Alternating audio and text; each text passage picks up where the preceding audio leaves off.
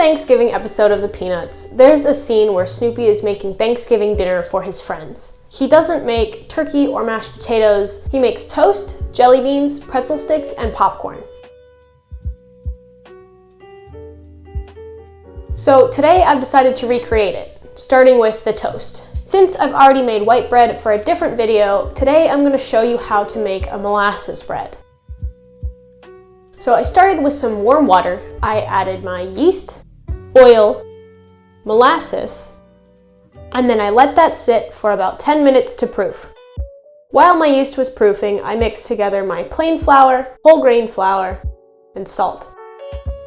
Then I added my yeast to my dry ingredients and mixed that with my hands until it became too difficult to work with.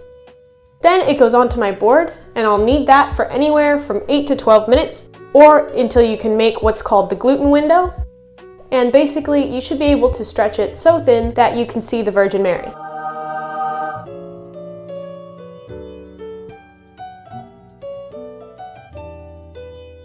Then we'll put this on a board and pat it into a flat rectangle before adding our pistachios and dried cranberries. You can add any nuts or dried fruit that you'd like, or you can leave them out altogether. Then I rolled this dough up one way, pinched it closed, and rolled it the other way as well.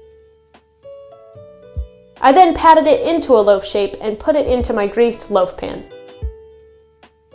This needs to rise again for about 30 minutes, and then I brushed on some oil to get a little browning on top before putting this into a 350-degree oven for 25 to 30 minutes. After it comes out of the oven, you can let it cool in the pan, but I wanted this to cool down quickly, so I put it onto a cooling rack. When it was completely cool, I sliced into it, and on the first slices, the fruit is not very evenly dispersed, but further in, it looks just fine.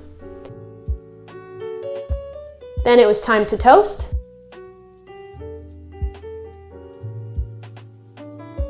And I buttered that liberally with some Irish butter. Next, it was on to the jelly beans. I've never made jelly beans before, and it was a bit of a tedious process. But I'm using a recipe from Bradley Bakes, and I'll leave the link to that in the description.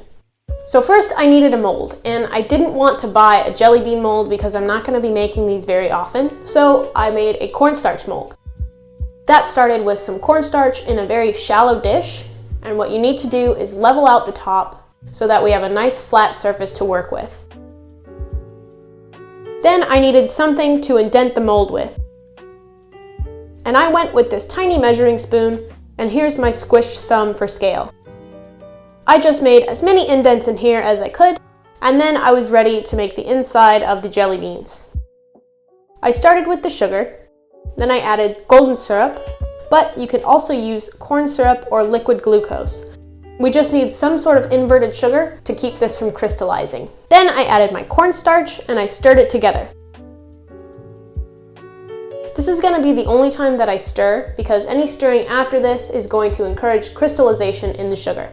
I boiled this mixture to 245 degrees Fahrenheit or 120 degrees Celsius, and then I took a 1/4 teaspoon measure and filled my indentations with the hot sugar.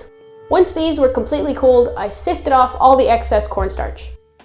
Now we can move on to their coating. First, you're going to need 2 bowls. I filled one with superfine sugar that I made by blending some regular white sugar in my spice grinder, and in the other bowl, we need to put our flavored syrup.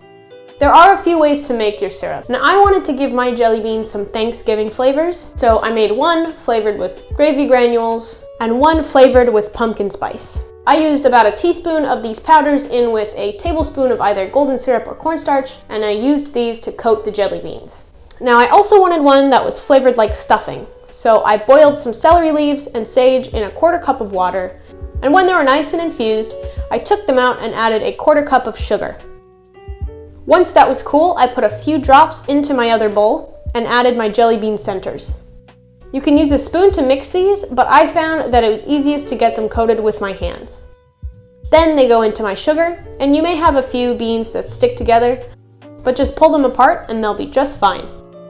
I repeated this process one more time with my syrup, and then again with my sugar. Now I already finished my gravy and pumpkin spice flavored beans, So here I just have my stuffing flavor and one that I flavored with some pomegranate molasses. You can stop here, but I did want these to be a little shinier. Typically, jelly beans are shined in big rock tumblers with some sort of wax or shellac, but I don't have that on hand, so I threw in a little bit of coconut oil and my jelly beans into a jar and I shook that for about 15 minutes. Effectively, I was becoming my own rock tumbler. I could have kept shaking and made them slightly shinier, but this was good enough for me. So here I have my 4 flavors of Thanksgiving jelly beans: gravy, pumpkin spice, stuffing, and pomegranate. Then I started on the pretzel sticks. I added my yeast and my brown sugar to some water and set it aside. I then added some salt to my flour, and when the yeast was proofed, I mixed my dry and wet ingredients.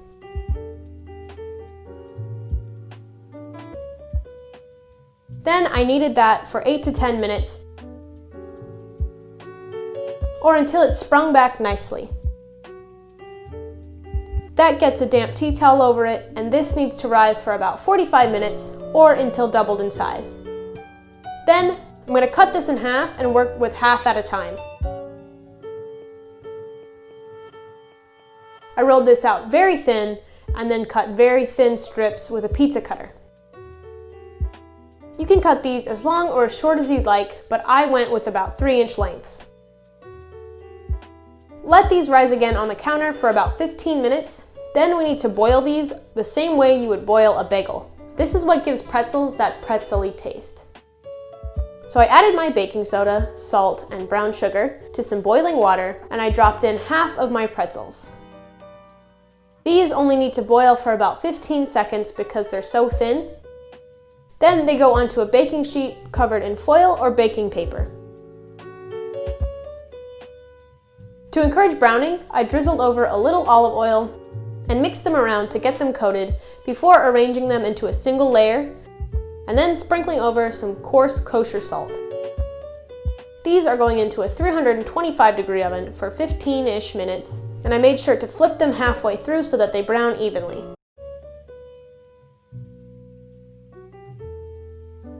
Last but not least is the popcorn.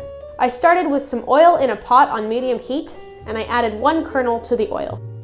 When this kernel pops, we'll know that the pan is hot enough to pop our corn before burning the outside of the kernel. So when we add the rest of our corn in, add a lid on top unless you want to end up like this. Give it a shake every once in a while, and you'll know you're done popping when there are about 3 seconds between each pop. I transferred my popcorn to a bowl and added some butter and salt before giving it a nice toss. And after all of that, we're finally ready to assemble Snoopy style.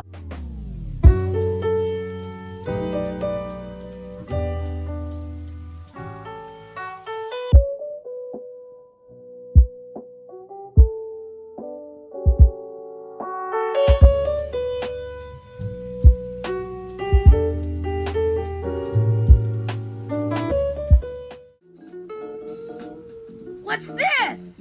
A piece of toast? A pretzel stick? Popcorn? What blockhead cooked all this?